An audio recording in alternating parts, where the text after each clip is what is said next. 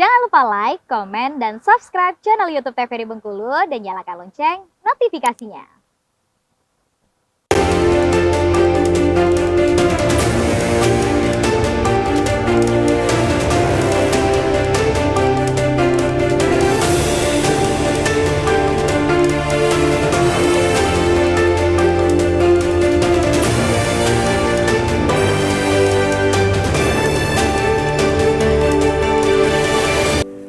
Terima kasih pemirsa TVRI Bengkulu, Anda kembali menyaksikan Berendo masih bersama saya Afriko Zuhri dan tentunya masih membahas terkait dengan tema kita pada hari ini adalah mengawal organisasi Islam untuk keutuhan bangsa.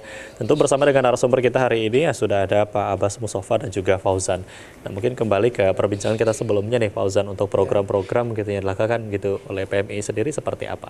Ya baik, kalau program keagamaan tentu ada amalia kegiatan keagamaan yang dilakukan di PMI, seperti kita rutin melakukan kegiatan yasinan, tahlilan, kemudian ada dakwah, pengisian kajian keislaman dan lain-lain.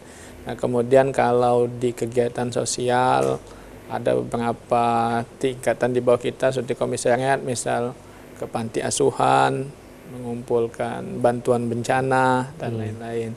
Kemudian untuk menjaga alam, misal kita juga ada kegiatan tadabbur alam, penanaman pohon dan lain-lain, seperti contohnya itu. Oke, jadi memang banyak kegiatan-kegiatan yang dilakukan gitu ya. Bahkan untuk kegiatan sosial pun juga dilakukan untuk teman-teman dari PMI itu sendiri. Nah, mungkin kalau dari Pak Abbas melihat dengan banyaknya ormas yang saat ini berkembang, kalau melihat dari masyarakatnya sendiri gitu ya, untuk antusias masyarakat untuk bisa terjun langsung atau ikut dalam kegiatan-kegiatan ormas ini seperti apa sih Pak? Oke, dalam konteks hari ini memang organisasi keagamaan ormas Islam itu memiliki berbagai tantangan karena perkembangan zaman, anak-anak muda dan kebutuhan yang ada gitu kan. Jadi makanya dalam organisasi keislaman itu bukan hanya berbicara ideologi saja, tetapi kebutuhan hari ini seperti pemberdayaan ekonomi, misalnya deradikalisasi itu penting dilakukan. Karena apa? Karena dalam konteks keorganisasian kadang-kadang itu terlupakan. Makanya pemberdayaan masyarakat, terus jamaah sampai ke grassroots kan, bahkan beberapa tempat itu pengumpulan lazis itu misalnya kayak di Banyumas itu kan, atau Cilacap itu sampai 1 miliar per bulan perputarannya, dan itu bisa membantu beasiswa pendidikan, rumah sakit, bantuan sosial segala itu sentuh. Jadi orang mau masuk gerakan-gerakan radikal itu tidak bisa masuk karena kebutuhan materinya tercukupi kan, dan penanaman nilai ideologi Islam Ahlussunnah wal Jamaah dan keindonesiaan, kebangsaan itu selesai. Jadi itu penting, makanya dalam konteks ini ekonomi penting untuk disentuh supaya masyarakat tuh merasa terakomodir, kebutuhannya bisa dipenuhi, bukan hanya misalnya kajian tetap, kajian keislaman, diskusi, pengajian, majelis taklim penting, cuman ada sisi lain yang memang itu kebutuhan primer gitu kan, masyarakat yang harus disentuh. Makanya banyak berbagai Lazisnu gitu kan, itu melakukan bakti sosial, bantuan, beasiswa, segala macam itu. Jadi mereka merasa terakomodir, merasa dirangkul. Nah, kadang-kadang ini kan orang-orang yang termarginalkan, merasa tidak diakomodir dan mereka tersisihkan, mulai gerak-gerakan ini masuk. Jadi jangankan untuk itu gitu kan. Jadi cinta tanah air, kadang-kadang kebutuhan mereka merasa tidak terpenuhi. Akhirnya orang dengan iming-iming segala macam pergi ke Suriah dengan ISIS iming-iming, nah itu mudah terpengaruh. Makanya penting dalam konteks pemberdayaan ekonomi itu. Nah, kalau melihat atau menjawab dari tantangan tadi disebutkan, nah kalau untuk di Bengkulu sendiri dengan adanya pemberdayaan ekonomi atau pemberdayaan masyarakat berkaitan dengan bagaimana kegiatan-kegiatan keagamaan itu sendiri, apakah ini menjadi tantangan dan juga cukup sulit dilakukan, ini seperti apa Pak?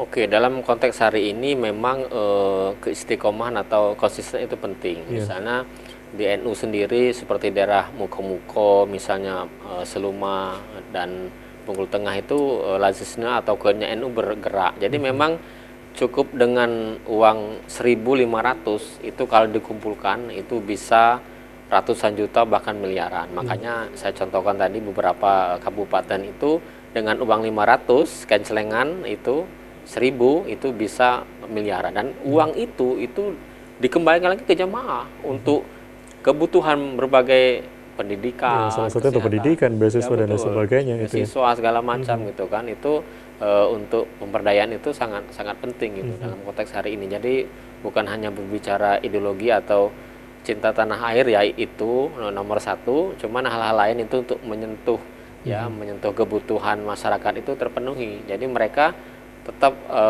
cinta tanah air itu, dan dalam materi pengkaderan seperti PKPNU itu kan kayak kami misalnya di NU itu ada PKPNU.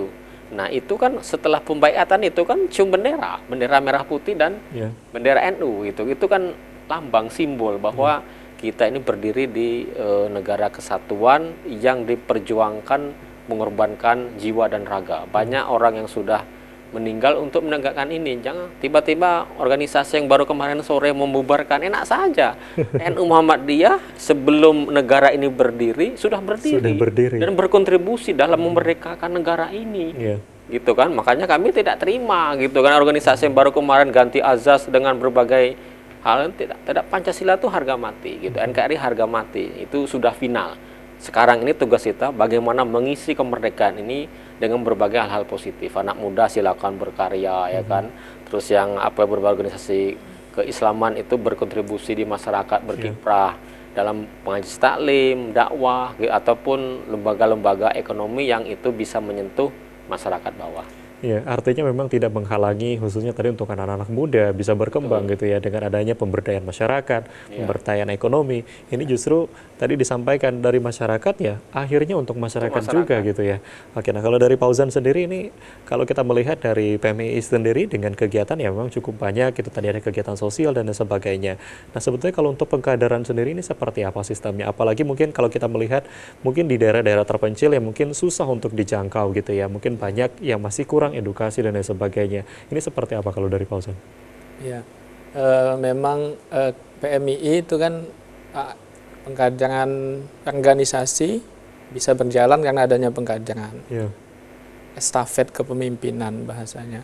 Nah, maka dari itu PMII itu ada tingkat-tingkatannya pengkaderan. Ketika memperkenalkan atau mau masuk PMII disebut dengan mapaba, masa penerimaan anggota baru.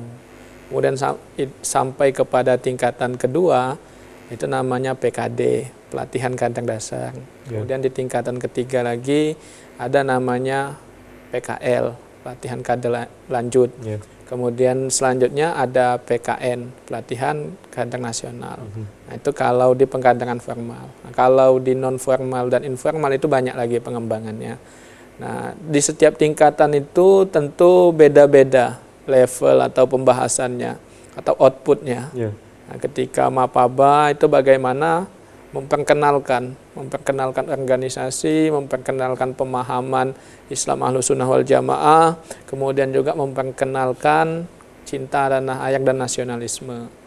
Nah, kemudian ketika di PKD dibangunkan gairahnya, semangat untuk berjuang, semangat untuk berjuang, untuk berkorban, untuk menjadi penggerak dalam estafet kepemimpinan.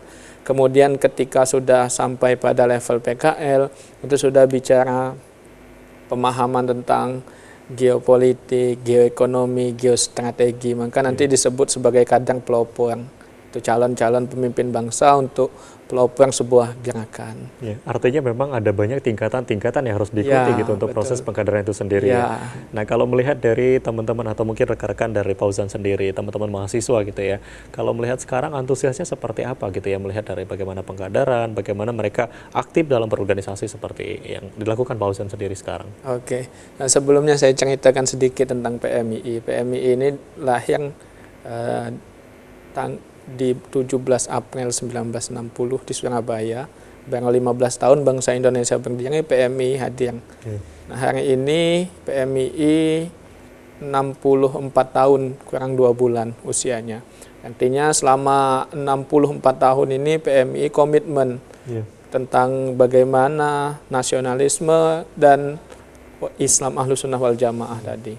Kalau bicara persoalan dengan kader dan jumlah anggota dan bagaimana sistematika itu enggak, bagi kami sudah banyak perkembangannya. Bahkan PMI ini sudah ada 24 PKC, 245 cabang, dan ada beberapa cabang internasional. Jadi jaringannya sudah sangat kuat, nah, pondasi-pondasinya sudah sangat kokoh, dan itu menjadi tameng perisai untuk menjaga keutuhan bangsa Indonesia dari gerakan-gerakan yang ingin merusak dan menghancurkan keutuhan bangsa Indonesia. Tentunya ini menjadi pondasi yang kuat ya, gitu ya, dengan 64 tahun berdiri. Intelektualnya. Ya. Oke, baik, kita akan break, nanti kita lanjutin kembali. Dan pemirsa TVRI Bengkulu masih dalam pembahasan dan tema yang sama kali ini. Jangan kemana-mana, kami akan kembali usai jeda pariwara berikut ini. Tetap di Brendo.